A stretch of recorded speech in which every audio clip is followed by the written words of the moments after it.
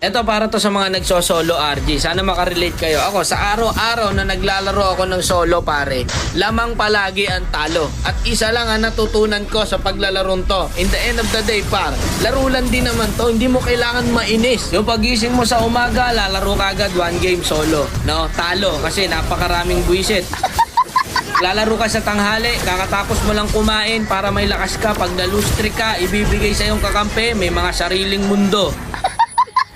Naglalaro ka sa hapon, kasarapan, syempre, uwian ng mga estudyante, ayan, ipapakampi sa'yo, mga grade 2. Lalaro ka sa gabi, kakauwi mo lang, pagod na pagod ka, galing kang trabaho, naglaro ka, nag-solo RG ka, nag-ML ka, ayun, na-lose streak, doble ang pagod. Kung inaakala mong pampatanggal to ng stress, nako hindi ko, nagkakamali ka dyan kaibigan. Pagkagising mo kinabukasan, masakit na likod mo sa trabaho, masakit pa ulo mo no, sa mga school works, dadagdag